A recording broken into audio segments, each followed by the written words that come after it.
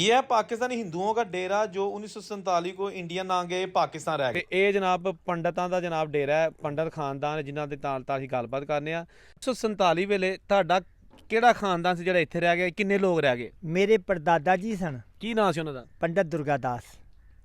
ਉਸ ਤੋਂ ਪਹਿਲੇ ਸਨ ਮੇਰੇ ਦਾਦਾ ਜੀ ਸਨ ਪੰਡਤ ਦੁਰਗਾਦਾਸ ਤੇ ਪੜਦਾਦਾ ਜੀ ਸਨ ਪੰਡਤ ਦੀਨਾਨਾਥ ਤੇ ਪਾਲਾ ਰਾਮ, ਦੋ ਭਾਈ ਸਨ।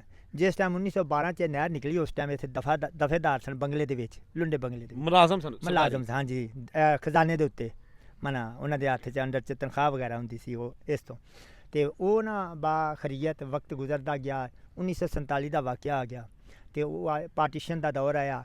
ਕੁਝ ਲੋਕਾਂ ਨੇ ਜਾਣ ਆਉਣ ਦੀ ਇੱਕ ਦੂਜੇ ਨੂੰ ਤਕਲੀਫ ਦਿੱਤੀ, ਮਗਰ ਅਸੀਂ ਇਹ ਮੁਨਾਸਬ ਨਾ ਸਮਝੀ। ਮੇਰੇ ਪੜਦਾਦਾ ਜੀ ਹੋਰਾਂ, ਦਾਦੇ ਜੀ ਹੋਰਾਂ, ਉਹਨਾਂ ਇੱਥੇ ਰਹਿਣ ਲਈ ਆਪਣੇ ਆਪ ਨੂੰ ਕਬੂਲੀਅਤ ਕੀਤੀ ਕਿ ਸਾਡੀ ਜਾਇਦਾਦ ਪ੍ਰਾਪਰਟੀ ਹੈ, ਅਸੀਂ ਬਾਲਹਾਜ਼ਾ ਖੁਸ਼ ਸਲੂਬ ਹਾਂ। ਸਾਡੇ ਨਾਲ ਮੁਸਲਮਾਨਾਂ ਨੇ ਇਸ ਹਿਫਾਜ਼ਤ ਲਈ ਤਲਕ ਕੀਤਾ, ਈਸਾਈਆਂ ਨੇ ਤਲਕਾਤ ਬਣਾਏ ਕਿ ਅਸੀਂ ਇੱਥੇ ਰਹਿ ਗਏ ਅਤੇ ਬਾ ਇੱਜ਼ਤ ਔਰ ਬਾ ਅਦਬ ਤਰੀਕੇ ਨਾਲ ਰਹਿ ਗਏ।